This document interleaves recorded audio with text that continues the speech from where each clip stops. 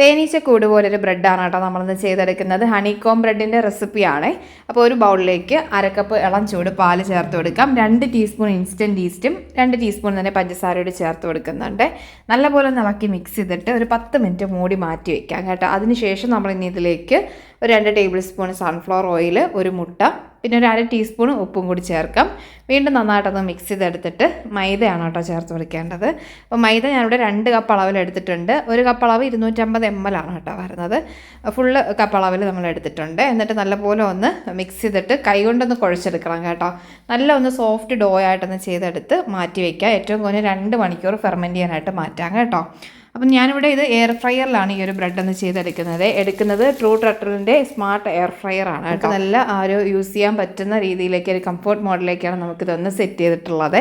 അതുപോലെ തന്നെ നമ്മളിത് ആ ഒരു ബക്കറ്റ് ആയിരുന്നാൽ 4.7 ലിറ്റർ കപ്പാസിറ്റി വരുന്നുണ്ട്. അപ്പോൾ ഒത്തിരി റെസിപ്പീസ് നമുക്ക് അവിടെ മാനുവലിൽ കിട്ടുന്നുണ്ട്. ഇല്ലെങ്കിൽ ട്രൂ ടർട്ടിലിൻ്റെ ഈ ഒരു QR കോഡ് ഒന്ന് സെർച്ച് ചെയ്യുകയാണെങ്കിൽ നമുക്ക് അധികമായിട്ട് റെസിപ്പീസ് എയർ ഫ്രയർ റെസിപ്പീസ് കിട്ടും കേട്ടോ. പ്രോഡക്റ്റ് വാങ്ങാൻ താല്പര്യമുള്ളവർ അവരുടെ വെബ്സൈറ്റ് ത്രൂ നിങ്ങൾക്ക് ഓർഡർ ചെയ്യാൻ പറ്റും. www.trueturtle.com ആണ് കേട്ടോ.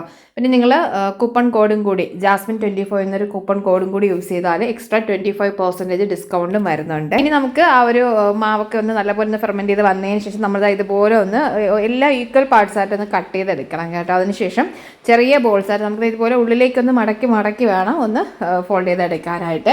എന്നിട്ട് നമ്മൾ ഇതിൻ്റെ ഉള്ളിലേക്ക് ഇനി കുറച്ച് എന്തെങ്കിലും ചോക്ലേറ്റോ അല്ലെങ്കിൽ ക്രീം ചീസോ എന്താണ് നമുക്ക് ഇഷ്ടമുള്ള ഫില്ലിങ് അത് കൊടുത്താൽ മതി. വീണ്ടും ഒന്ന് ബോൾസാക്കി എടുത്ത് ഷേപ്പ് ചെയ്തെടുത്തതിന് ശേഷം നമ്മളിതൊന്ന് ഏത് ട്രെയിലാണോ ബേക്ക് ചെയ്തെടുക്കുന്നത് ആ ഒരു ട്രെയിലേക്ക് നിരത്തിയെടുക്കാം കേട്ടോ.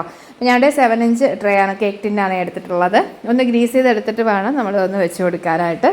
ഒന്ന് ഇതേ രീതിയിലൊന്ന് കൊടുത്തതിന് ശേഷം 1/2 മണിക്കൂർ ഒന്നുകൂടി നമുക്കൊരു ഞാൻ കോട്ടൺ ടവലോ അല്ലെങ്കിൽ നമുക്കൊന്ന് ക്രീം റാപ്പോ ചെയ്തിട്ട് ഒന്ന് മാറ്റി വയ്ക്കാം. അതിനുശേഷമാണ് നമ്മളിതിൻ്റെ മുകളിലേക്ക് ഒരു എഗ് വാഷ് കൊടുക്കുന്നുണ്ട്. മുട്ടയും അതിലേക്ക് കുറച്ച് പാലും കൂടി ചേർത്തൊന്ന് ബീറ്റ് ചെയ്ത് എടുത്താൽ മതി കേട്ടോ. പിന്നെ കുറച്ച് എള്ളും കൂടെ ഞാൻ ടോപ്പിലേക്ക് ഇട്ട് കൊടുത്തിട്ടുണ്ട്. ഇനി നമ്മളിത് ബേക്ക് ചെയ്യുന്നത് 170 ഡിഗ്രിയിൽ വേണം കേട്ടോ ബേക്ക് ചെയ്തെടുക്കാനായിട്ട്. ഒരു 20 മുതൽ 25 മിനിറ്റാണ് ബേക്കിംഗ് ടൈം വരുന്നത്. ഇതാ നമ്മുടെ എയർ ഫ്രയറിൽ നമ്മൾ നല്ലപോലെ ഒന്ന് ബേക്ക് ചെയ്തെടുത്തിട്ടുണ്ട്.